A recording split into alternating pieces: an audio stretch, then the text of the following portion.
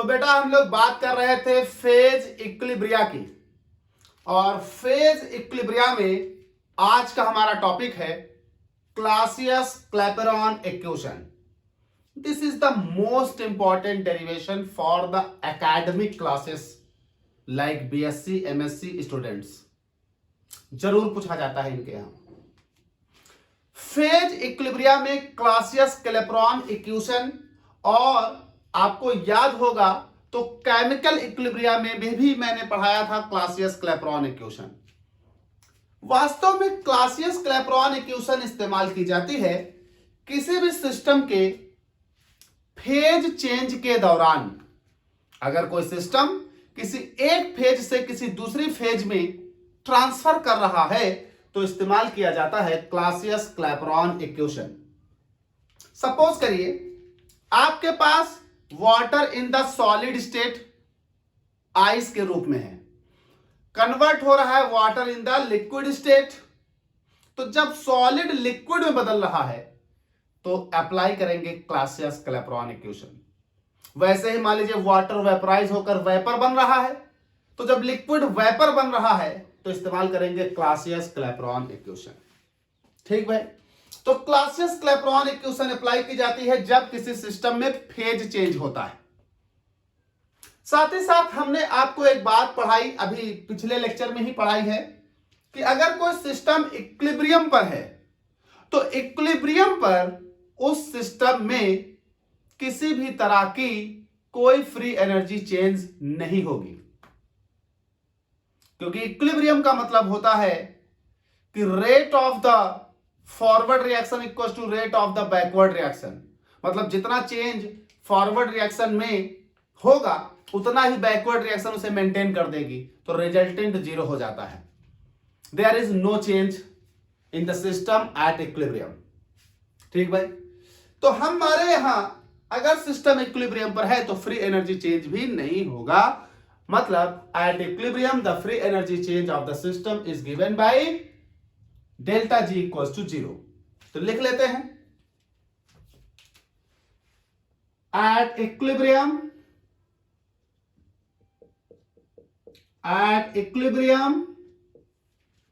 the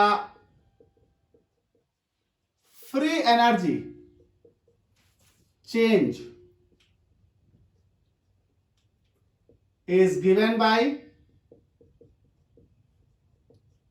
क्या, delta G equals to zero. मैं इसे बना लेता हूं इक्वेशन 1। अच्छा, इक्विलिब्रियम पर delta G equals to zero है, तो रदर देन इक्विलिब्रियम आपको मालूम है free energy change d G equals to V dot d P minus S dot d होती है। थर्मोडायनेमिक्स में ड्राइव कराया था। तो कहा गया the variation in free energy with temperature and pressure is given by equation क्या पढ़ाई थी, d G equals to V dot d P minus S dot d T. इसे इक्वेशन 2 बना लेता हूं।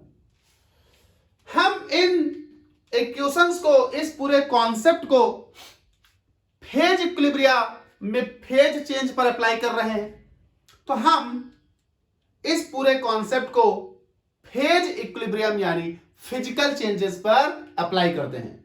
तो कहा गया let us apply the above concept on the physical equilibrium. तो let us apply the above concept on physical equilibriums। अब physical equilibrium कोई भी हो सकता है। जैसे मान लीजिए आपके पास सॉलिड है और वेपर बन रहा है, तो ये फिजिकल इक्विलिब्रियम का है, क्या हो जाएगा, सब्लिमेशन का। मान लीजिए आपके पास सॉलिड है लिक्विड बन रहा है, तो ये फिजिकल एप्लीकेशन काहे का हो जाएगा, ये हो जाएगा मेल्टिंग का। मान लीजिए आपके पास लिक्विड है, वेपर बन रहा है, तो ये भी हो जाएगा वेपोराइजेशन का। तो कई सारे फिजिकल इक्विलिब्रियम आपके पास हो सकते हैं, आप किसी पर भी अप्लाई कर सकते हैं। हम एक जनरल फिजिकल इक्विलिब्रियम यहां से निकाल लेते हैं। देखिए कैसे, भाई सॉलिड वेपर बन रहा है, सॉलिड लिक्विड बन रहा है, लिक्विड वेपर बन रहा है, उल्टा देखिए तो वेपर लिक्विड बन रहा है, लिक्विड सॉलिड बन रहा है, वेपर सॉलिड। तो ये कह ये रहे हैं आपसे, क्या कह रहे हैं कि वी से दैट, हम ये कह सकते हैं वी से दैट कि यहां पर फेज 1 जो है वो फेज 2 में बदल रही है। फेज 1 जो है बेटा वो फेज 2 में बदल रही है। फेज 1 कोई भी हो सकती है, फेज 2 कोई भी हो सकती है, फेज 1 फेज 2 में बदल रही है। ठीक भाई, तो अब हम एक सिस्टम सपोज कर लेते हैं। मान लेते हैं कि हमारे पास एक सिस्टम है दिस, जिसमें फेज 1 फेज 2 में बदल रही है। The equilibrium between the phase 1 and phase 2। Phase 1 की फ्री एनर्जी और फेज 2 की फ्री एनर्जी G1 और G2 है, और इस सिस्टम का टेम्परेचर मान लीजिए T और प्रेशर मान लीजिए P है। तो कहा गया suppose a system having temperature T and pressure P change the phase 1 into phase 2 with their respective free energy G1 G2। ठीक है भाई, तो कहा गया कि इक्विलिब्रियम पर यह कंडीशन इस पर अप्लाई होगी। तो कहा गया कि सपोज, पहले लिख लेता हूं मैं, suppose a system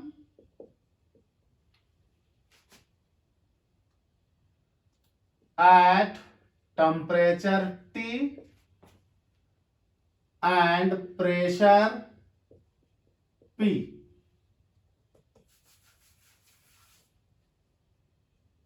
changes from phase 1 to phase 2 with their free energies, with free energy G1 to G2। ठीक है भाई, तो at equilibrium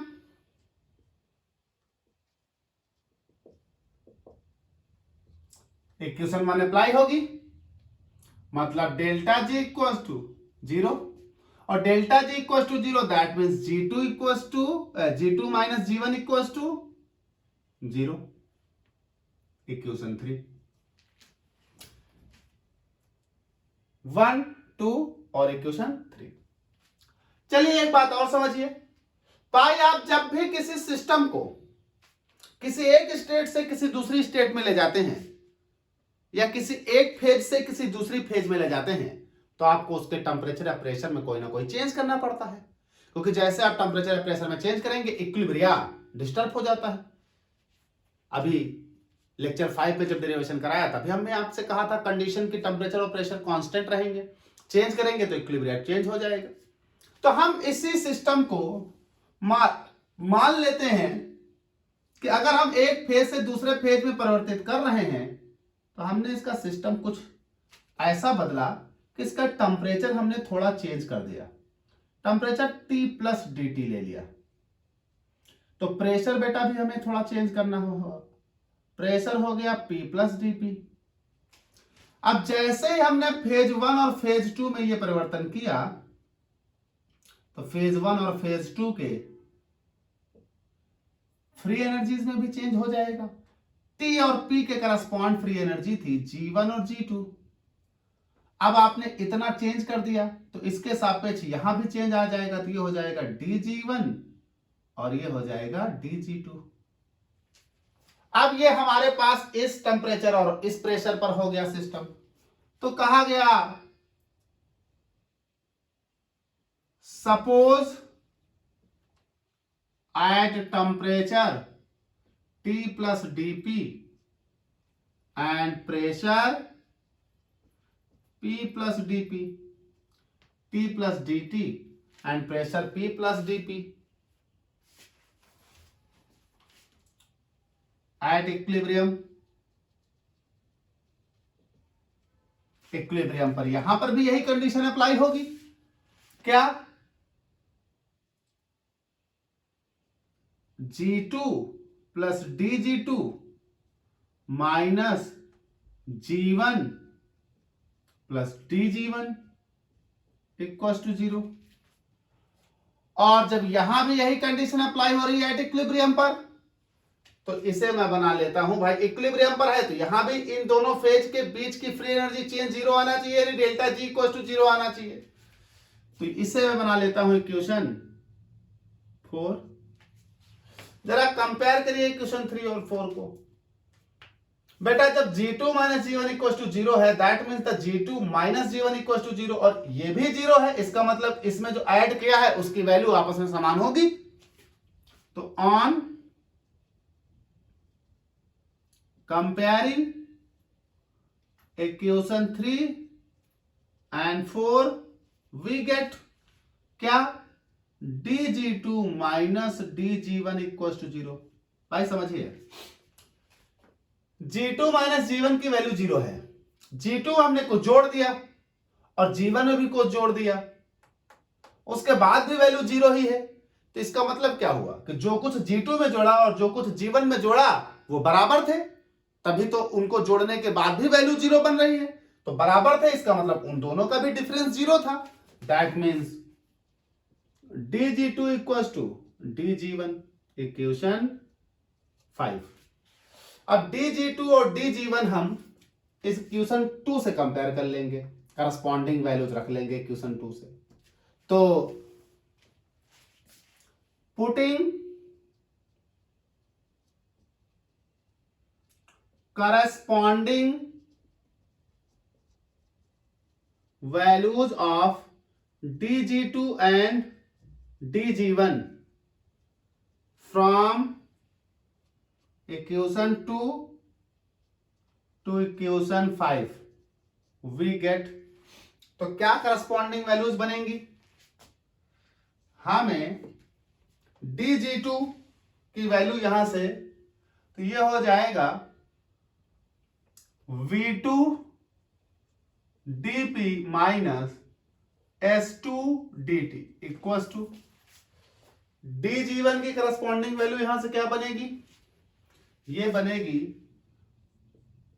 V1 dP minus S1 dt। हम चाहते हैं कि P के टर्म एक तरफ और T के टर्म एक तरफ आ जाएं, तो ये आ जाइए V2 dP और ये भैया इधर भेज दो, तो minus V1 dP equal to ये उधर भेज दो, तो S2 dt minus S1 dt। बेटा कॉमन है dP dP और यहां dt dt, तो ये हो जाएगा dP V2 minus V1 dt S2 minus S1, ये हो जाएगा dP into delta V equal to dt into delta S।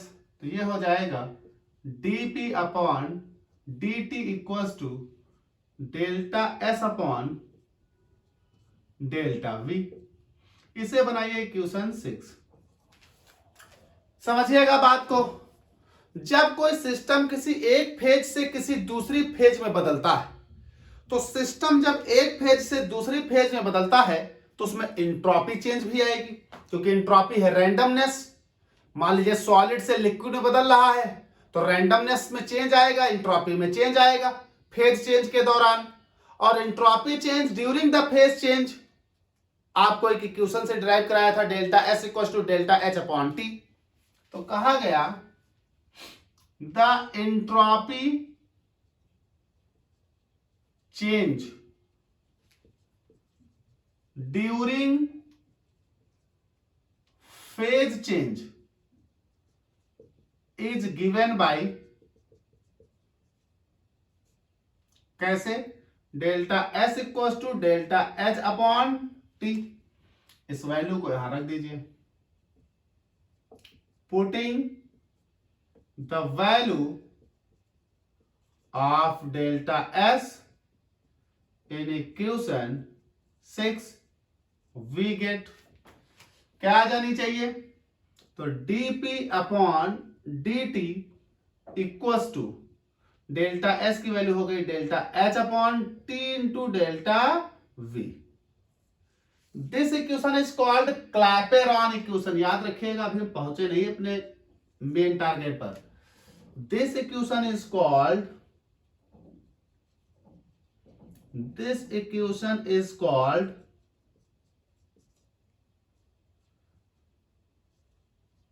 Clapeyron equation.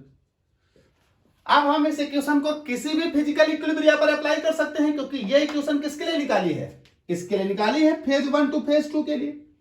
अब हम जिस भी तरह की फेज पर चाहें इस इक्वेशन को अप्लाई कर सकते हैं, बशर्ते आपको इस बात का ध्यान रखना होगा कि वो फेज सब्लिमेशन है, मेल्टिंग है, वेपोराइजेशन है, क्या है। तो जिस फेज पर चाहें हम इस इक्वेशन को अप्लाई करेंगे। तो हम अब इस इक्वेशन को अलग अलग फेजेस पर अप्लाई करते हैं। तो रफ करना पड़ेगा बेटा, एक बार आप इसको देखें, नोट करते जाइएगा, पूरा नोट कर लीजिए, कुछ अलग से लिखना नहीं है, सब लिख दिया है। तो नोट कर लेंगे, तो मैं रफ करता हूं, इसके आगे इसको ड्राइव करता हूं।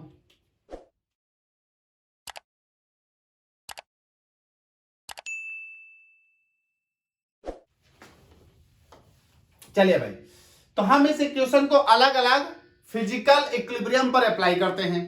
तो कोई भी हम फिजिकल इक्विलिब्रियम ले लेते हैं। सबसे पहले मैं ले लेता हूं, मान लीजिए फॉर मेल्टिंग। अच्छा, मेल्टिंग को कुछ लोग फ्यूजन कहते हैं, तो फ्यूजन। चलिए भाई, तो मेल्टिंग का मतलब क्या हुआ कि कोई सॉलिड होगा, मेल्ट करके क्या बना रहा होगा, लिक्विड। तो हम इस इक्विलिब्रियम पर इसे अप्लाई करते हैं।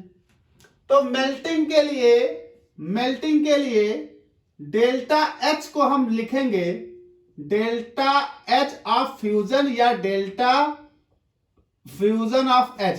डेल्टा एच क्या है, एंथैल्पी चेंज। अब जो प्रोसेस होगी उसके अनुसार लिखा जाएगा। तो मेरी प्रोसेस फ्यूजन की है, तो डेल्टा फ्यूजन एच, या आप डेल्टा एच फ्यूजन लिख सकते हो, मेल्टिंग लिख सकते हो। तो ये आपने मेंशन कर लिया, जो ये रिप्रेजेंट कर रहा है कि डेल्टा एच किस समय का है, फ्यूजन का है। ठीक भाई, अब जो वहां टी है वो क्या है, टी है टेम्परेचर ड्यूरिंग द प्रोसेस। अब टेम्परेचर ड्यूरिंग द प्रोसेस, मेरी प्रोसेस कौन सी है, मेरी प्रोसेस मेल्टिंग है या कह लीजिए फ्यूजन। तो टी को लिखा जाएगा टी एफ। ठीक भाई, डेल्टा वी क्या है, volume change during the process. तो डेल्टा वी मेरे यहां वॉल्यूम चेंज क्या होगा, डेल्टा वी इक्वल टू होगा भैया सॉलिड से लिक्विड, तो वॉल्यूम चेंज होगा V of liquid minus V of solid.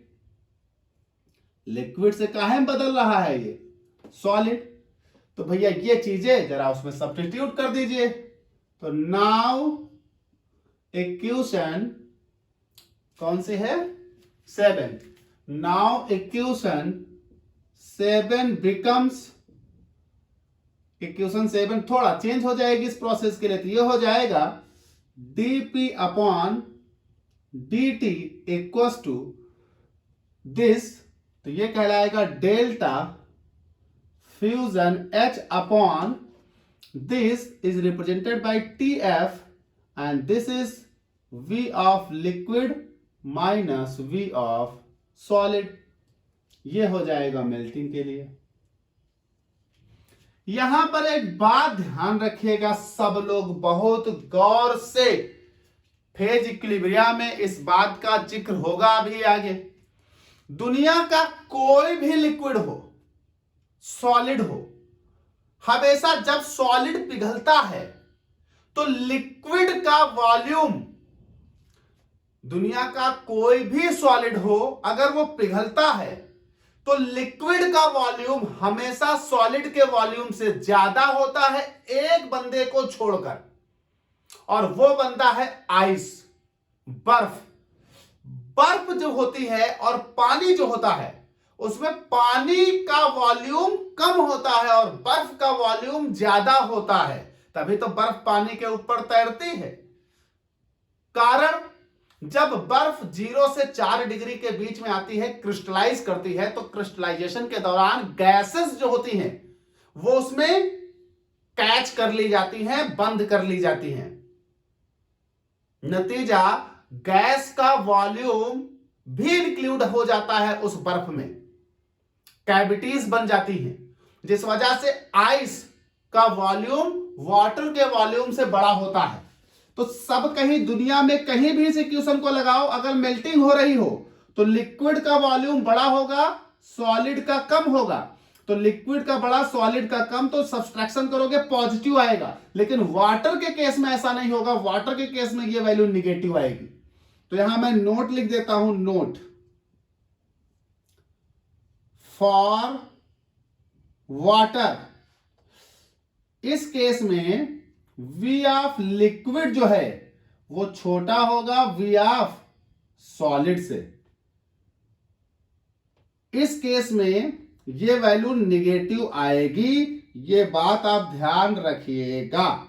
Note for water है। अदर देन बाकी सब में लिक्विड का वॉल्यूम सॉलिड के वॉल्यूम से बड़ा होगा। फॉर अदर, लिक्विड का वॉल्यूम हमेशा सॉलिड के वॉल्यूम से बड़ा होगा। ठीक भाई, हम किसी भी दूसरी फिनोमेना पर इसे अप्लाई करके देखते हैं। चलिए, मान लीजिए हम इसे वेपोराइजेशन पर अप्लाई कर लेते हैं। दूसरा, फॉर वेपोराइजेशन। वेपोराइजेशन में क्या होगा, लिक्विड जो है वो क्या बनेगा, वेपर बनेगा। तो यही क्वेश्चन कैसे लिखी जाएगी अब जरा समझिएगा। तो डेल्टा एच यहां लिखा जाएगा, डेल्टा वेपोराइजेशन एच, टी लिखा जाएगा टी ऑफ बॉइलिंग बी, और डेल्टा वी लिखा जाएगा volume of vapour minus volume of liquid. तो इक्वेशन 7 क्या बनेगी, नाउ इक्वेशन 7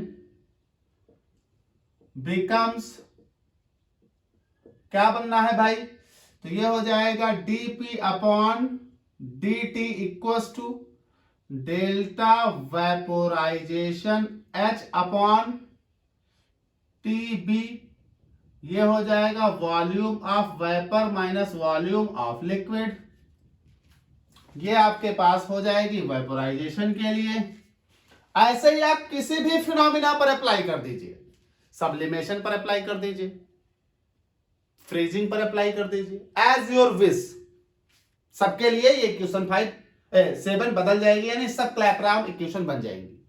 लेकिन सर डेरिवेशन पढ़ा है क्लासियस क्लैपेरॉन इक्वेशन। तो चलिए आगे अब बात करते हैं। जो मेरे पास इस इक्वेशन को चाहे तो किसी भी फिजिकल इक्विलिब्रियम पर अप्लाई करें, तो हमने इस इक्विलिब्रियम पर देखिए 2-3 लोगों पर अप्लाई किया। जब हम इसे वेपोराइजेशन पर अप्लाई करते हैं तो वेपोराइजेशन के केस में देखिए ये केस आया है। इसे मैं मान ले रहा हूं इक्वेशन 8। इस इक्वेशन 8 में देखिए एक बात आपको समझनी होगी।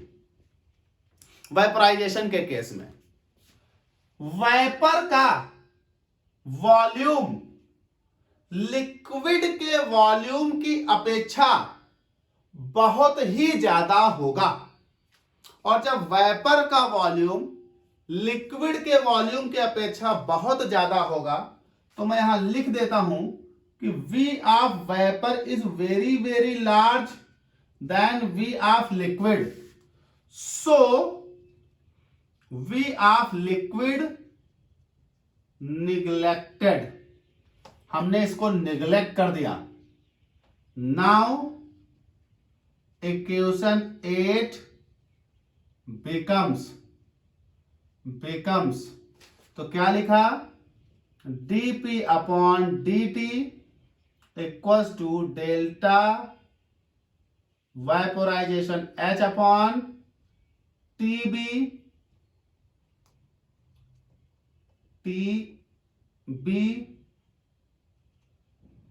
V ऑफ वेपर, बचा सिर्फ TB और V of vapour. Now this is written as the equation 9, और इसे सिंप्लीफाई करके लिख लेते हैं, और dp upon dt equals to delta vaporisation H upon, इसे हम लिख रहे हैं T, इसे हम लिख रहे हैं V। बेटा यहां वेपोराइजेशन लिखा है, it represent the T is the temperature at during the vaporisation and V is the vapour का वॉल्यूम है। इसे मैं बना रहा हूं इक्वेशन 9। अच्छा, if the vapours behave as a ideal gas, अगर वेपर आइडियल गैस की तरह बिहेव करें तो V का मान हम आइडियल गैस इक्वेशन से निकाल सकते हैं। तो कहा गया सपोज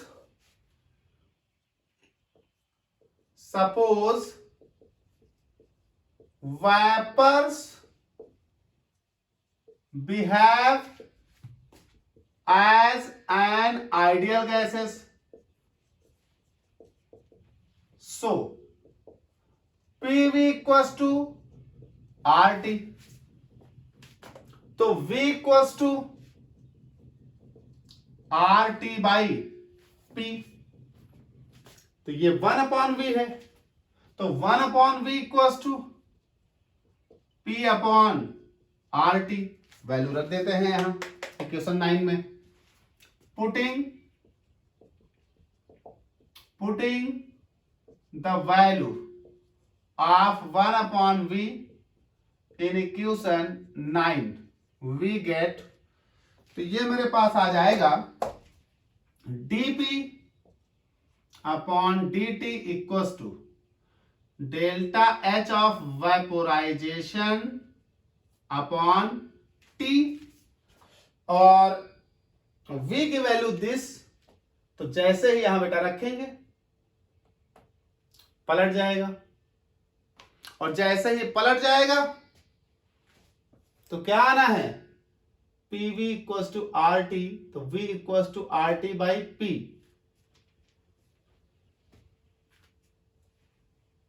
तो 1 अपॉन V, नहीं 1 अपॉन V ही निकाल लिया ना, पलटेंगे क्यों, तो 1 अपॉन V की वैल्यू रख देंगे, तो ये हो जाएगा इनटू P अपॉन RT, तो ये 1 अपॉन V की वैल्यू रख दी। जरा देखिए, ये हो जाएगा dp अपॉन dt, P ऊपर है इधर ले जाओ तो अपॉन में आ जाएगा 1 अपॉन P, बाकी सब अरेंज कर दीजिए, तो ये हो जाएगा delta vaporisation H upon RT square. ये देखिए भाई, ये जरा देखिए, ये dp upon P, the differential function क्या बनेगा इसका, तो ये हो जाएगा सिंस dp अपॉन P, ये होता है d ln P, बाय वाले ध्यान रखेंगे, मैथ्स वाले जान रहे हैं ये, तो ये हो जाएगा d ln P upon dt equals to delta H vaporisation upon RT square. This is called Clausius-Clapeyron equation, this is called Clausius-Clapeyron equation. अच्छा यहां गौर करिए, अगर हम यहां TB रखते तो कोई समस्या नहीं थी, TB ही लेकर चलते, V ऑफ V लेकर चलते, तो हम इसके रूप में यहां TB कर देते, तो ये कहलाएगी, this is called Clausius-Clapeyron equation, Clausius-Clapeyron equation. ठीक भाई, मैं इसे नाम दे देता हूं इक्वेशन 10। बेटा आपसे कभी कभी Clausius-Clapeyron इक्वेशन का इंटीग्रेटेड फॉर्म पूछा जाएगा कि derive the integrated form of the Clausius-Clapeyron equation, तो आपको इसका इंटीग्रेटेड फॉर्म निकालना होगा। तो जरा आगे देखिए इसकी इक्वेशन 10 के आगे,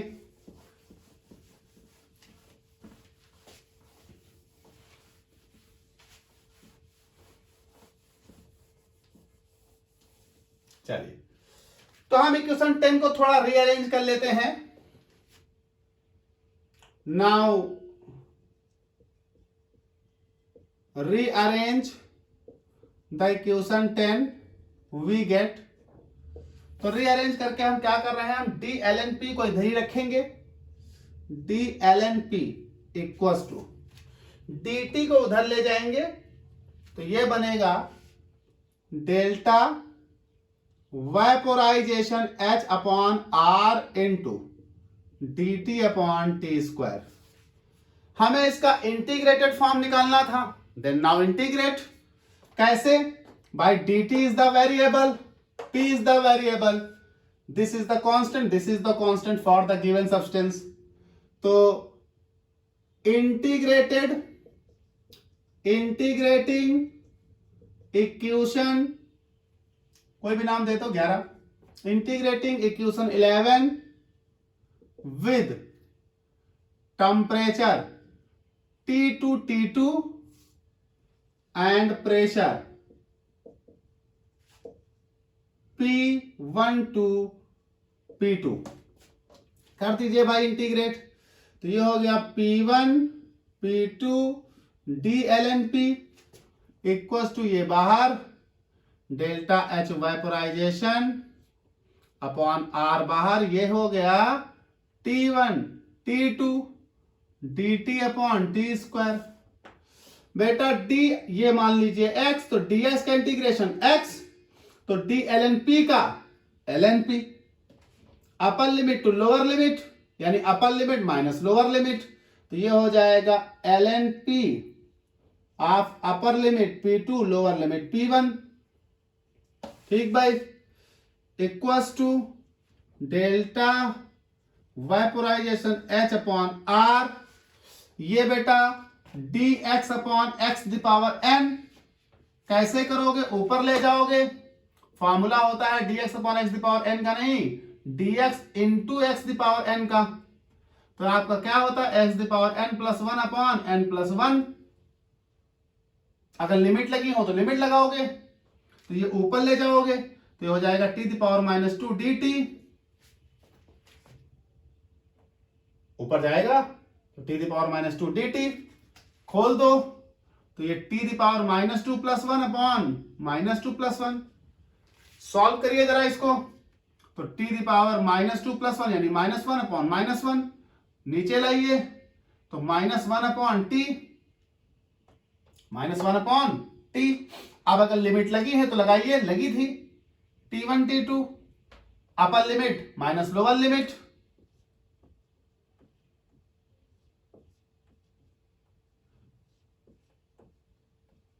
तो upper limit minus lower limit, तो upper limit minus lower limit, तो माइनस 1 मिनट के लिए मैं बाहर निकाल दूं तो आप आसानी से लगा लोगे, तो ये T2 अपॉन T1, तो upper limit minus lower limit थी, माइनस बाहर अपर लिमिट यानी 1 upon T2 minus 1 upon T1। अब जैसे ही माइनस अंदर ले जाओगे ये पलट जाएगा, तो ये क्या हो जाना है, इधर लिखे दे रहा हूं, माइनस अंदर ले जाओगे तो ये 1 upon T1 minus 1 upon T2, तो ये तुम्हारे पास आ जाना है 1 upon T1 minus 1 upon T2। इधर वाला भी एक ही स्टेप में कर लेते हैं, जब उधर कर लिया इधर वाला देख लो, यहां किए दे रहा हूं, तो ये आ जाएगा dx का इंटीग्रेशन x यानी डी एल एन का इंटीग्रेशन हो जाएगा L N P upper limit to lower limit, तो upper limit minus l N p lower limit, इसको लगा दोगे log mn का फार्मूला, तो ln upon P2 upon P1, तो ये इंटीग्रेट होकर इधर आ जाएगा ln P2 upon P1। This is called integrated form of Clausius-Clapeyron equation. Numerical लगाने के लिए log बेस 10 बनाना होगा, तो ये कर दीजिए log base 10 P2 upon P1 equals to, इधर चाहे मल्टीप्लाई करो चाहे इधर डिवाइड कर दो, तो delta vaporisation H upon 2.303 R 1/T1 minus 1/T2, ये हो गया। जो लोग इसे नहीं समझ पाए, चलिए एक बार ध्यान से मैं इधर समझा देता हूं। हालांकि ये मैथ का पोर्शन है, आप अगर ये पढ़ रहे हैं तो आप इस क्लास में होंगे कि यहां पहुंचे हैं, तो ये सब बच्चों वाली बातें आपको मालूम होंगी, लेकिन फिर भी देखिए, dx का इंटीग्रेशन होता है x, अगर लिमिट लगा हो x1 x2, तो dx का इंटीग्रेशन होता है x2 माइनस x1। वैसे ही हमारा लिमिट लगा था p1 p2 और d ln p था, तो ये हो गया पूरा x, तो dx की लिमिट होगी x, x मतलब ln p, upper limit to lower limit यानी upper limit to lower limit, तो ये मेरे पास हो गया। अब log m माइनस n का फॉर्मूला लग रहा है, तो ln p2 अपॉन p1 हो गया। इस तरह से यहां आया। इनका क्या हुआ,